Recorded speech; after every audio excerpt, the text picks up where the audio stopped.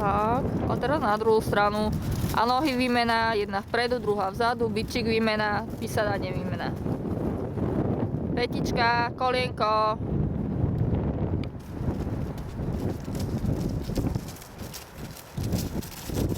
Tak, tá vonkajšia noha musí byť viacej zadu, vnútorná viacej vpredu, si na kruhu. A vnútornou tlačíš teraz, hej? Zase trošku ďalej od toho